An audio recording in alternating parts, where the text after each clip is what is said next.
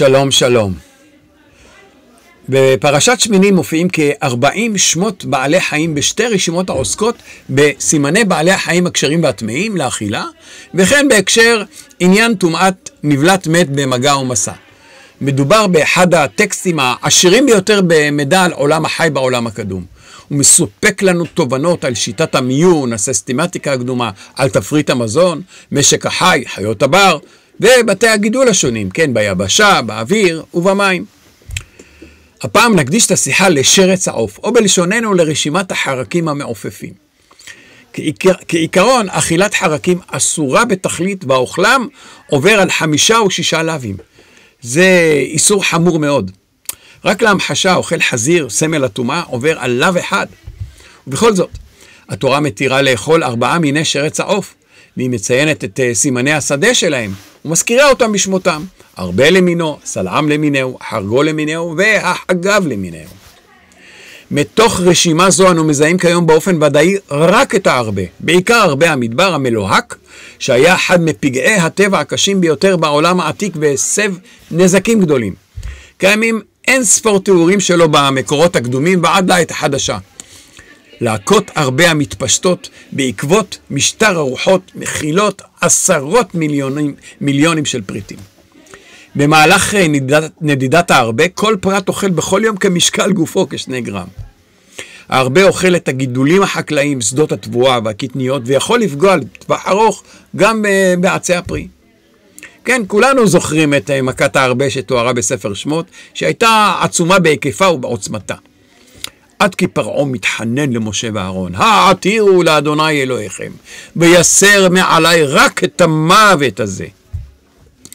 תיאור ציורי ומחריד מוצאים בספר יואל, נביא רק כמה פסוקים. שודד שדה אבלה אדמה, כי שודד דגן, הוביש תירוש ומלל יצער.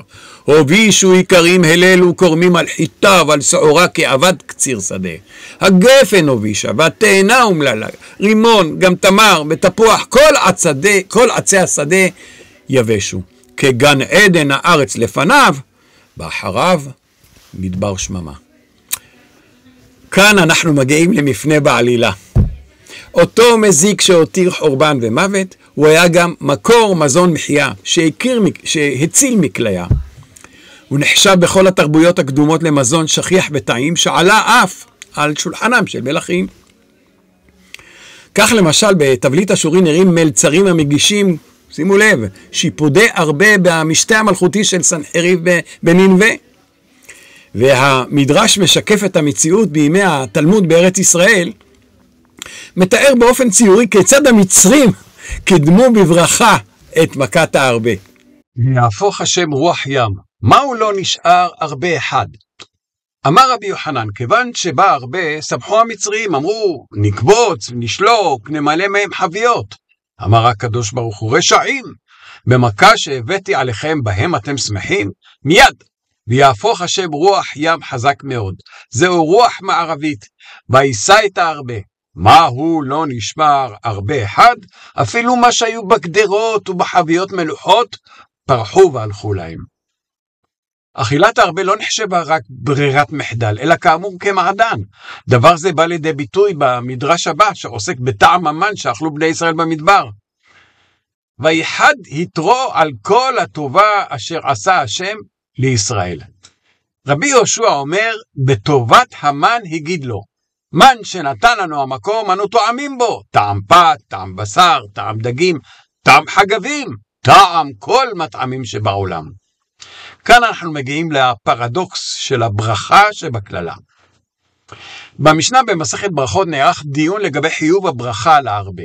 דיון שמעיד על הקונפליקט שהיו שרויים בו קדמוננו.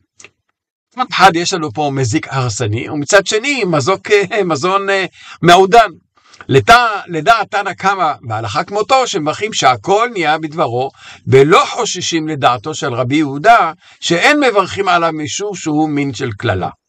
להלכה נפסק שמעמדו ההלכתי של ההרבה הוא כשל דג, אינו זקוק לשחיטה ונחשב לפרווה. במחקר מקיף שערכתי וסוכם בספרי הרבה במסורת ישראל, הראיתי שבתקופת המשנה והתלמוד עדיין הייתה מסורת של אכילת כל 4 שרצי העוף הטהורים הנזכרים בתורה. אולם עם הזמן נותרה מסורת פעילה רק להרבה למיניהו.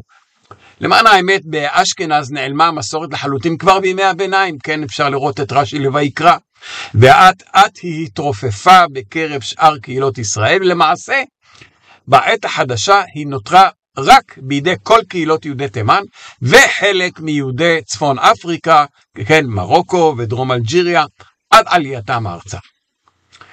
המחקר שלנו התבסס בין היתר על רעיון של מאות אינפורמנטים קשישים אותנטיים שעדיין אחזו במסורת חיה זו.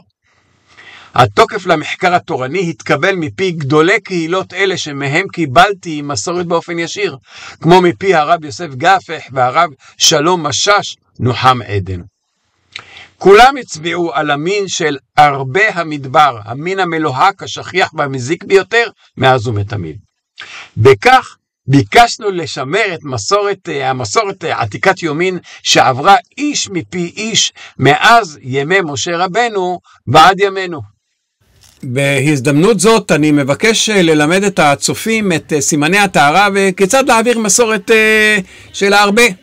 ובכן, להרבה, כן, יש 4 רגלי הליכה וזוג רגלי ניטור.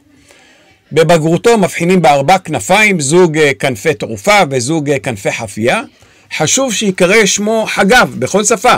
למשל בערבית בשם ג'רד או זרד בדיאלקט הצפון אפריקני. בלוחית הגחון, כן, כאן מופיעה צורת חטא, ואולי החשוב ביותר היא המסורת. מסורת אותנטית שכיום קיימת בוודאות מוחלטת רק להרבה המדבר. בתיאבון, יאכלו ענבים ויסבעו.